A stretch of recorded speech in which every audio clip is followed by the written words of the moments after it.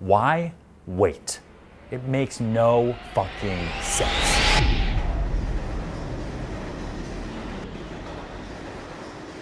"2020 was not what we expected. It wasn't the start of the decade that any of us wanted. It was not the turning point that we anticipated. But it was the reminder that life is short and anything can happen." Now, there are two ways to approach this.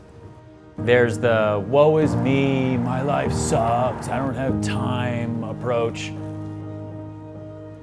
Or there's the wow, life is really changing. This is my opportunity to ride that change and live the life that I want approach. A year ago, I said, I'm not thinking about 2020 as a one-off. Like, I'm not thinking about what I'm gonna do in 2020. Now in my mind, I'm thinking about what I'm gonna do for the next decade. Because time is gonna move so fast. Before I know it, it's gonna be 2030. You don't control the job, you don't control the market, you don't control your clients. You control the work that you put in every single day. And you're gonna take care of the next 10 years because you're gonna plan for this decade. Because in 2009, everybody in here didn't have that opportunity. And I still stand by that. Remember, so I wake up every day and work my fucking ass off because I remember what it was like to have no money. I mean, there's a negative way to look at everything, right? There's like, I could look out the side of this car right now, right? And it could be dark brick wall. And then I can turn right here and look out the side there and it could be sunny, beautiful, and awesome. But I'm in the same fucking car. It just depends on which window I choose to look at. It's perspective. It's the classic glass half full, glass half empty scenario. And you know why people are negative? You know why people are grumpy? You know why people have a bad attitude? Honestly, because it's easier to be upset than it is to be happy. Being happy takes fucking work. Being happy takes energy. Being happy takes a conscience. Being happy takes a choice not to look out of the easy window that's dark and stormy right here, but actually moving over and saying, you know what, I'm gonna go over there and look out that window because that's my choice and that's a better view for me. That's why, because you're lazy.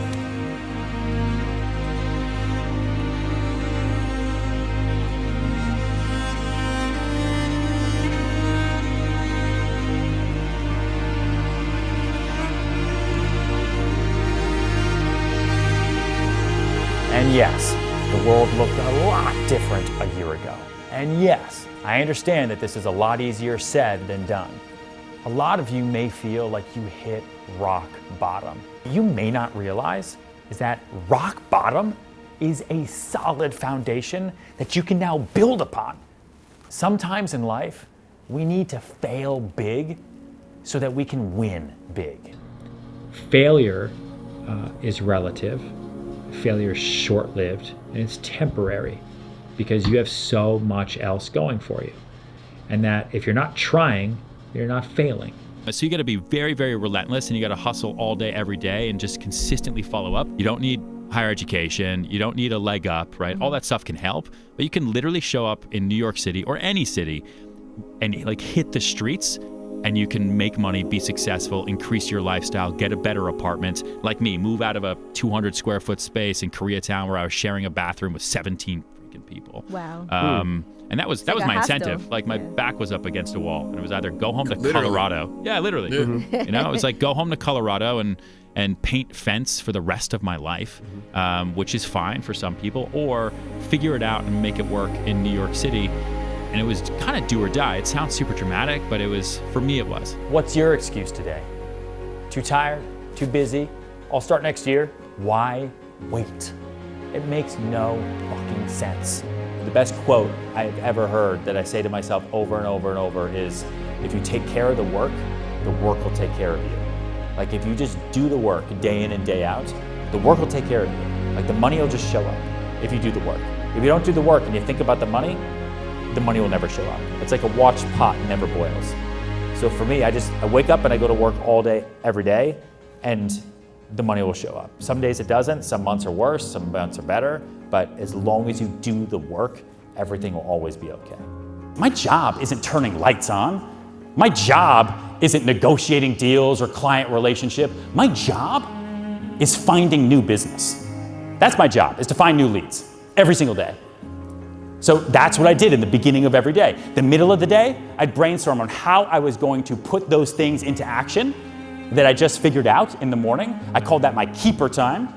And then the rest of the day, I actually put those things into action. Whether it was knocking on doors or whether it was sending out postcards or mailers, it's constantly in the back of your mind. You're gonna wake up a year from now and be in the same fucking spot. Because I'm not working for me today. I'm working for me in 10 years from now. In my office, I have a photo of myself, aged to 80 years old. I keep that by my computer screen, and it reminds me every day who I work for.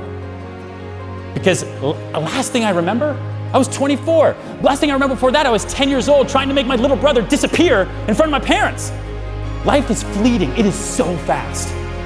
Figure out what wall you're gonna put your back up against. What is it? Is it rent? Is it bills? Is it your kids? Is it student loans? Is it car payments? Or is it just because you want to be successful and you want to be more successful than anybody else? And you chose sales to make that happen because no one can tell you no? You picture yourself 10 years from now, you go work for that person's gonna shake your hand and say, thank you so much. Yeah, because everyone talks about living in the now. Like that's great. But the now is whoever you prepared to be for the last 5 years. Progress is happiness, and if you're doing a little bit more tomorrow than you were doing today, that's gonna set you up for future you. And if you don't think that way, then I don't know, that's my stress. My stress isn't financial stress. Even if I buy something, even if I do something, I know I'm gonna work my ass off, everything's gonna be okay, I don't let that affect me. What I let affect me is that I'm not planning and that I'm not using enough of my potential. Life is short. You know, that one day we will be dead, and did you milk your potential as much as you possibly could? As we approach this new year, make the decision to take control of your life. Stop making excuses. Stop lying to yourself.